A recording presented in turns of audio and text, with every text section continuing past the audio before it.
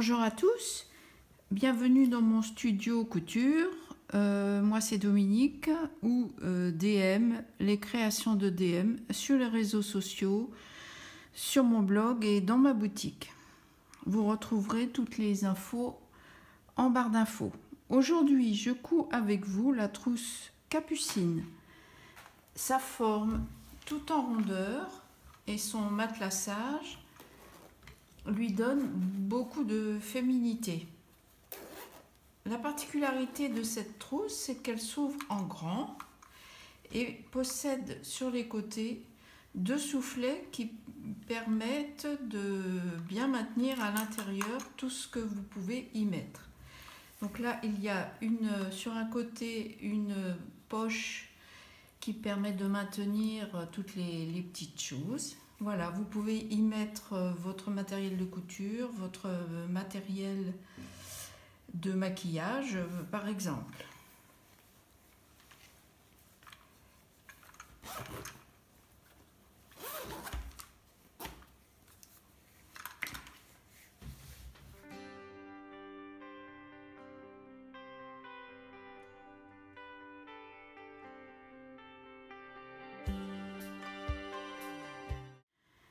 Comme toujours, vous ouvrez votre fichier PDF si vous êtes sur PC avec Adobe Acrobat Reader et si vous êtes sur Mac avec Aperçu. Vous allez paramétrer votre imprimante de façon à imprimer sur 100% ou sans échelle. Vous imprimez la première page du patron et vous vérifiez que votre carré fasse bien 2 cm. S'il fait bien 2 cm, vous pouvez imprimer toutes les autres pages. Bon, moi, j'ai l'habitude de les imprimer sur du Bristol afin que ce soit plus solide. Donc, je vais découper toutes mes pièces et les scotcher comme indiqué. Voilà, ça donne ça, le patron de la pièce principale. J'ai donc taillé mon rectangle comme indiqué dans le tuto. Vous avez les dimensions dans le tuto. Alors dans le tuto, on vous indique la qualité, enfin la référence du molleton thermocollant.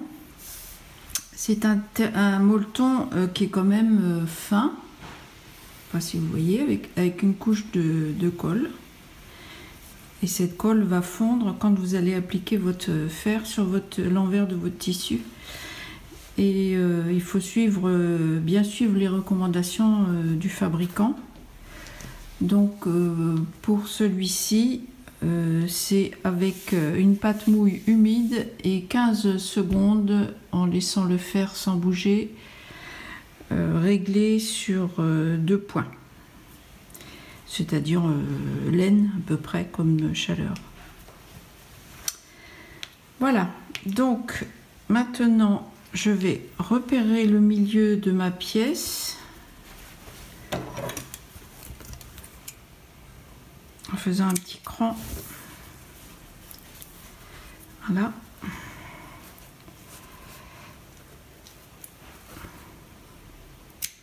Pour le quilting, en anglais ou matelassage en français, donc je vais tracer une ligne droit fil ici et ensuite je vais tracer des lignes espacées de 3 cm. Bon, ça c'est moi qui ai décidé ça de façon arbitraire, hein, mais on peut faire autrement, hein. Voilà, j'aligne ma règle sur les 3 cm et je trace. Si vous avez avec votre machine à coudre un guide de matelassage, vous pouvez vous passer du traçage. Moi, je sais que j'aime bien tracer. Je trouve ça plus précis que le guide de matelassage.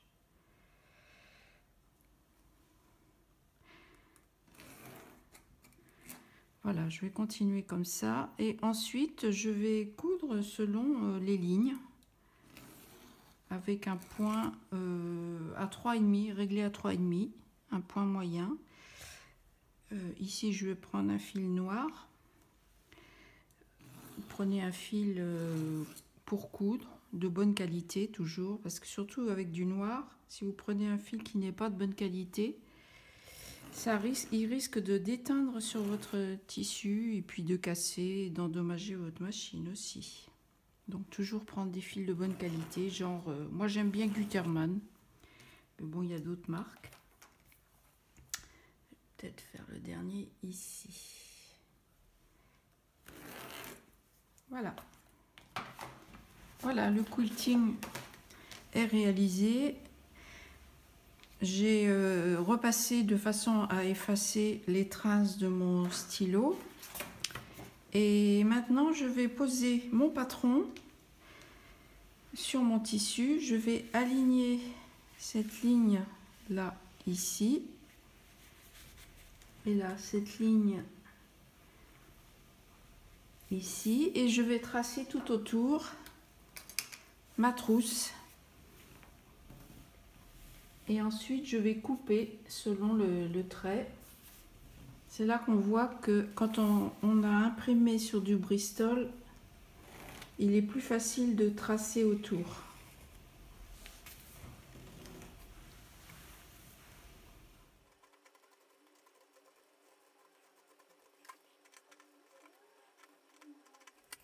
Voilà, maintenant je vais faire un zigzag tout autour.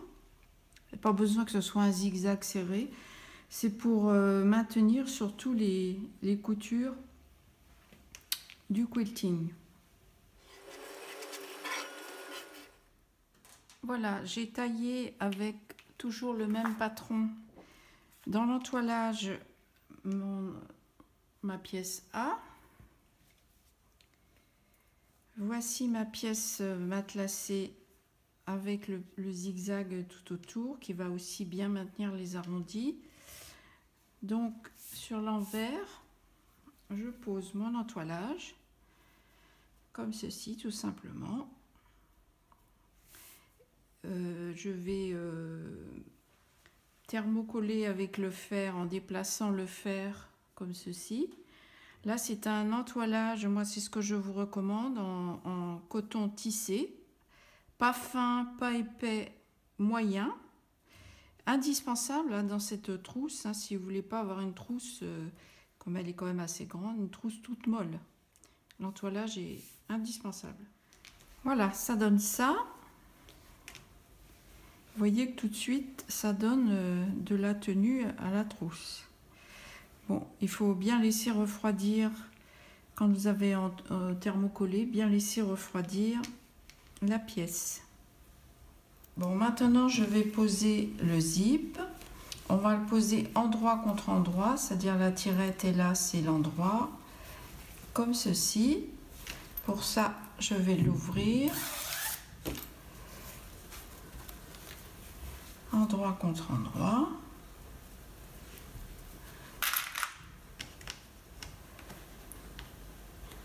Je vais le maintenir temporairement comme ça. Donc il faut le poser comme il vient, comme il se met sur la trousse. On ne crante pas, on n'étire pas. Pour le moment, je le maintiens avec les pinces.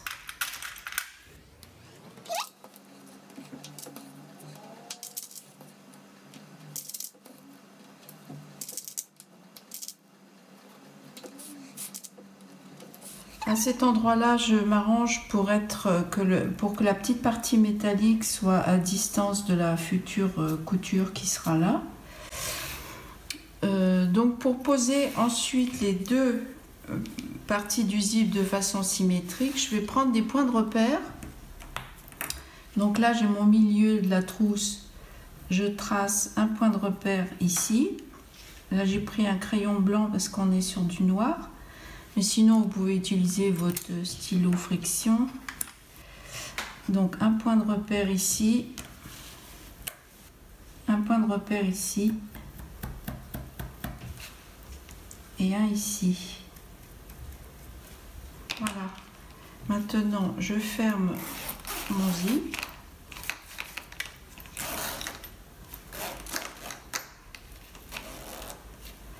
Ça va me permettre de reporter mes repères sur l'autre partie. Là, je suis bien en face. Et là, ici. J'ouvre le zip. Vous pouvez, si vous voulez, pour la couture, maintenir avec des épingles. C'est plus facile à coudre. Vous pouvez coudre par-dessus les épingles. Voilà. Et donc, je vais venir faire ma couture avec le pied spécial fermeture à glissière. Je vais coudre ici tout le long. Donc je vous montre comment je couds. Ça c'est mon pied fermeture à glissière de ma machine Pfaff. Donc en fait, là il y a le rebord des dents qu'on sent très très bien. Et donc le pied suit le rebord des dents tout simplement comme ça. Et je couds tranquillement tout autour. Le pied s'appuie contre le rebord des dents. Je laisse toujours l'aiguille plantée dans l'ouvrage de façon à tourner au fur et à mesure comme ceci l'ouvrage. Donc maintenant je vais poser l'autre côté, toujours endroit contre endroit. Il faut pas tortiller la fermeture. Comme j'ai pris mes points de repère, je vais pouvoir épingler mes 3 points de repère comme ceci. Voilà. Et je vais pouvoir répartir mon zip tout autour de la trousse. Là, je suis sûre que les deux parties du zip seront posées bien symétriquement. Voilà. Même chose ici, et donc je vais faire ma couture de la même façon. Pour les anses, donc j'ai taillé dans ce tissu noir selon les dimensions du tuto. Comme c'est un tissu qui est quand même vraiment fin, je l'ai entoilé. Je l'ai entoilé en enlevant aux dimensions 1,5 cm à chaque extrémité, de façon à ne pas gêner au niveau des coutures. Une fois que c'est bien refroidi, avec mon fer, je plie en deux la anse et ensuite je ramène chaque grande longueur vers le milieu. Je repasse encore et je replie encore en deux comme ça en superposant bien les bords. Ensuite j'épingle évidemment et je vais faire une couture au bord tout autour à un point assez long. Moi je mets 4,5 tout autour ainsi que ici. Ça donne ceci. Je pose la anse sur la trousse. J'ai les points de repère. Sur le tuto, vous avez un schéma avec les dimensions à respecter, l'écartement et la hauteur. Donc, on la pose comme ceci. J'épingle. Évidemment, il faut faire attention à ne pas la tortiller. Donc, bien la mettre comme ceci. Voilà. Et voilà. Je vais coudre. Je vais faire une couture ici à 5 mm à peu près. Voilà. Chose que j'ai faite ici. Là, j'ai fait ma couture. Et maintenant, je vais venir rabattre. Je vais maintenir avec une pince pour qu'elle soit bien verticale. Et je vais venir dessiner là un petit rectangle comme ceci, de façon à faire une couture pour maintenir la anse.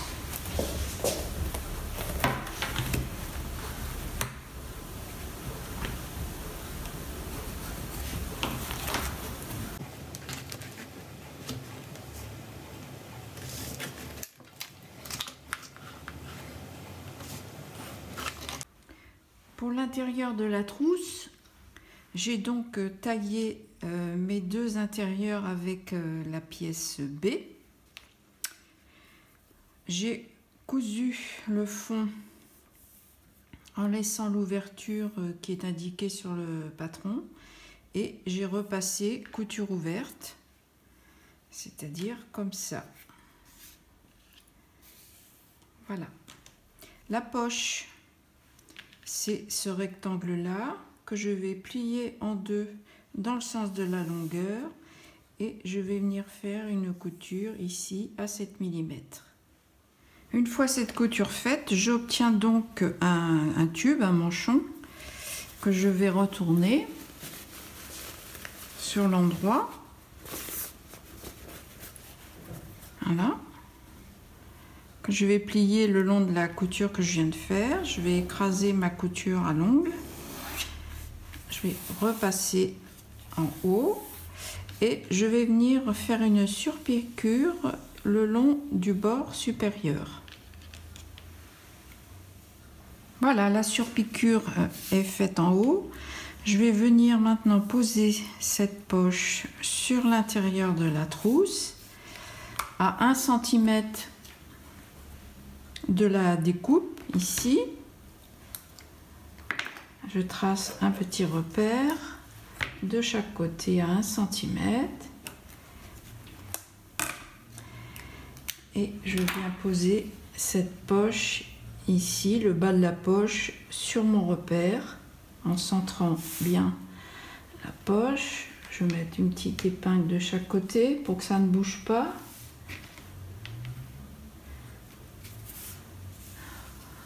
Voilà, et je vais venir tracer une séparation.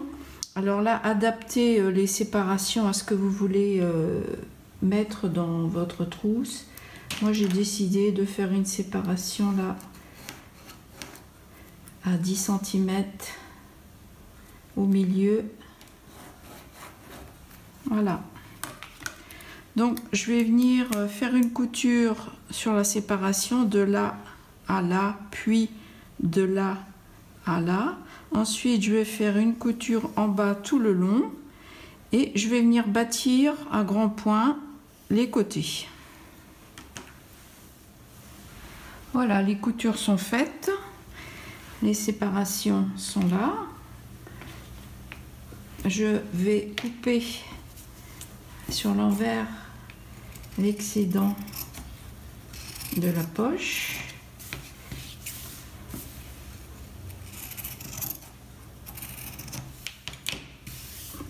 Voilà. Évidemment, vous pouvez, si vous le souhaitez, faire une autre poche semblable sur l'autre côté. Alors, pour le soufflet, donc voici la pièce. Vous taillez vos soufflets comme ceci, en respectant le droit fil, évidemment, qui est indiqué là. Vous repérez le bas du haut, hein, le bas est plus étroit, il y a une petite fente au milieu pour repérer son milieu. Et donc, vous allez les poser endroit contre endroit et faire une couture en haut à 7 mm. Et ici aussi, ensuite on va les retourner sur l'endroit. Nous allons maintenant poser les soufflets sur la trousse. Donc le premier soufflet là, c'est bien le haut. On va aligner le bas ici et aligner le côté du soufflet sur la trousse. Vous pouvez épingler ou mettre des pinces comme vous préférez. Voilà.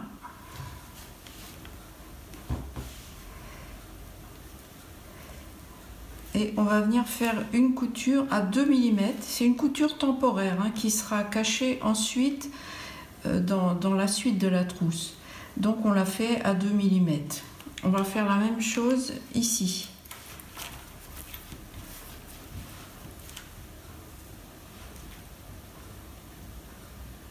On pose le long du zip en alignant le bas et on épingle.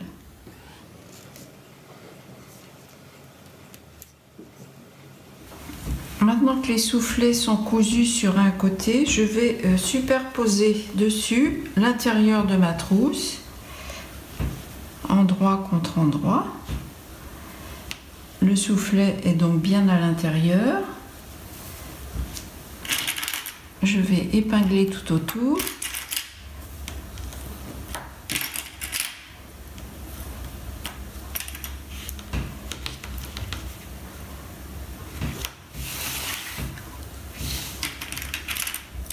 Là, je vais rentrer les anses à l'intérieur pour pas qu'elles me gênent.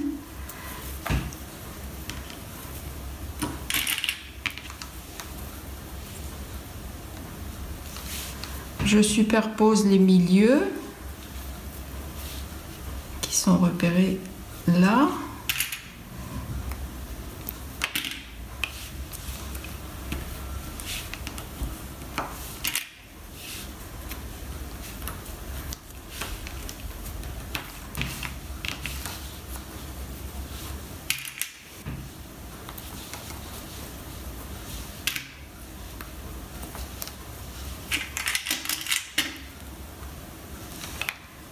Voilà, et je vais venir me positionner côté matelassé et coudre en m'alignant sur la couture que j'avais déjà faite pour coudre le zip, que l'on voit bien ici. Je vais coudre par-dessus en suivant vraiment cette couture parfaitement.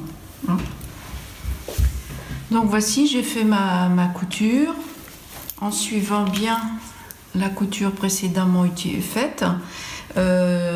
J'ai utilisé mon pied de biche standard, pas besoin de prendre un pied de biche spécial. J'ai bien repoussé les anses quand j'arrivais là, je les ai bien repoussées pour qu'elles ne me gênent pas.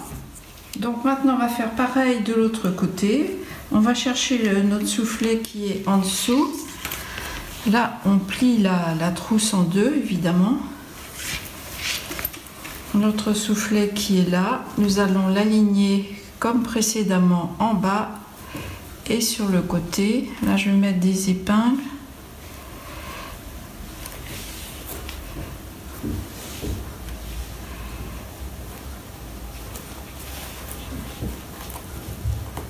Comme ceci.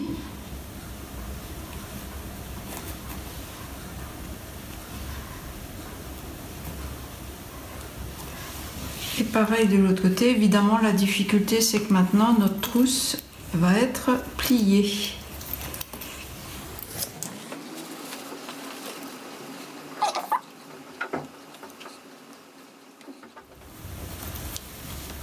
Voilà, si on dégage un petit peu, voilà ce que l'on voit.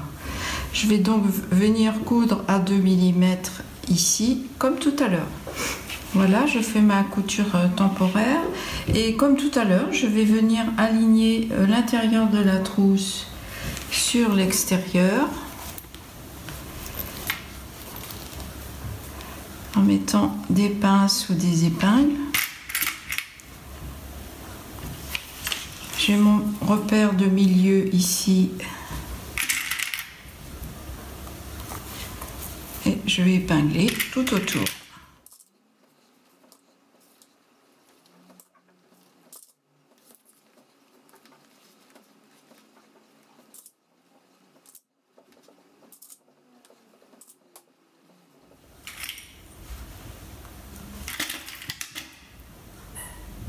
Et je vais me positionner côté matelassé pour venir coudre sur la couture de tout à l'heure, comme ceci. Maintenant, avant de retourner, on va cranter l'arrondi de la trousse. Donc moi je fais comme ça, je plie en deux toutes les épaisseurs et je coupe. Évidemment, je ne vais pas jusqu'au bout, hein. Et je fais ça tous les 3 cm à peu près, de façon à ce que quand on retourne la trousse, elle se mette bien au niveau de l'arrondi, que les tissus se positionnent bien.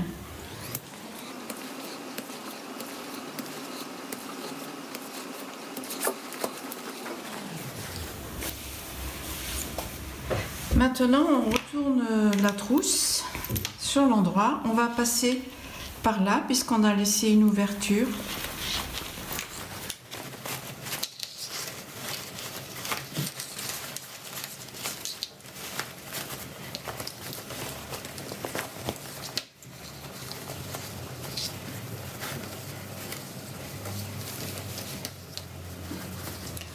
Donc je forme bien l'arrondi, j'écrase les épaisseurs, je vais repasser soigneusement tout l'arrondi, toutes les épaisseurs, de façon à ce que ça prenne bien sa forme.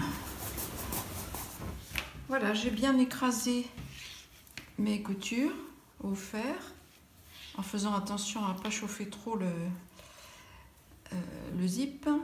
Donc maintenant je vais faire une surpiqûre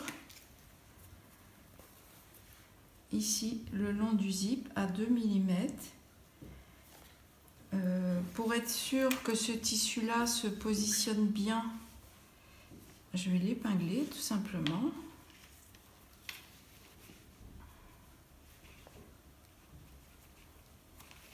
Comme ça il ne viendra pas faire un petit pli en dessous.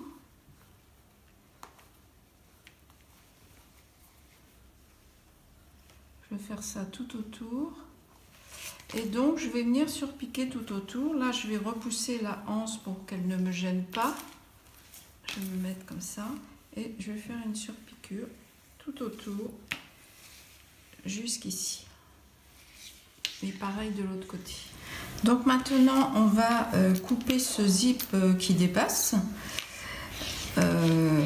Alors attention, hein, avant de couper le zip qui dépasse, évidemment, il faut à moitié fermer le zip, sinon vous allez avoir des soucis. Donc on plie la trousse comme ça, je passe mes doigts à l'intérieur et donc là on voit que le soufflet se plie bien en deux. La petite marque du milieu qu'on avait faite tout à l'heure s'aligne bien sur le milieu du zip, comme ceci.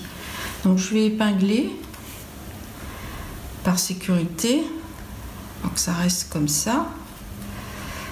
Voilà.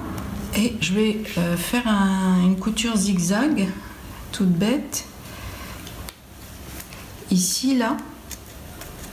Comme ça, je pourrais ensuite couper mon zip. Même chose de l'autre côté. Je passe mes doigts. Donc là, on a le milieu du soufflet qu'on a repéré. On aligne les deux morceaux du zip dessus. Voilà.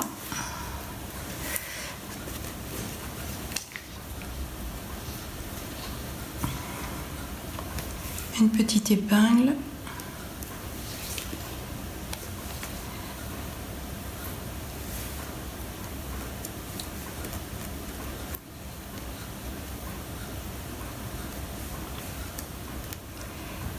Et donc je vais venir faire un petit zigzag. Donc vous voyez bien que je ne prends pas le zigzag ici là. Je fais un zigzag uniquement sur cette partie là supérieure, hein, au-dessus de mes doigts. Donc le zigzag est réalisé. Maintenant je vais retourner la trousse.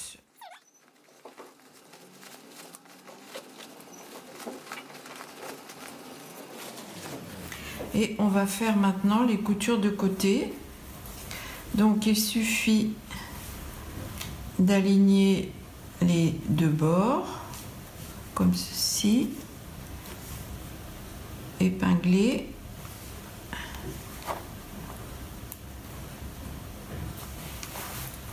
et d'aligner la trousse intérieure de la même façon,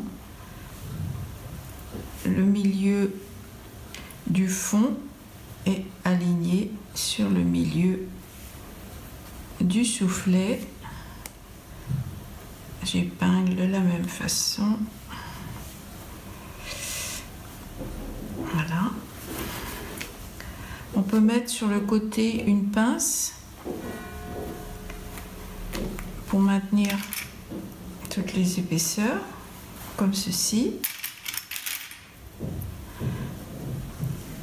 Voilà, donc on est prêt à faire une couture ici le long à 7 mm avec le pied de biche standard. Et pareil de l'autre côté. Voilà, les deux coutures des côtés sont réalisées. je vais retourner tout simplement encore une dernière fois ma trousse sur l'endroit. Je repousse les angles au doigt, simplement comme ça. Là et là.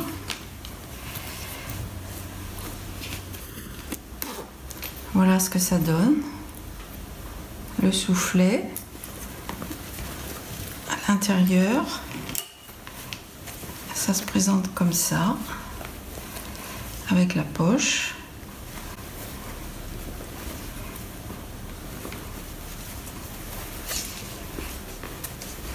Donc maintenant il nous reste tout simplement à fermer l'intérieur de la trousse. Donc soit vous le faites à la main, soit vous le faites à la machine. Quelques épingles et une couture le plus près possible du bord et c'est terminé.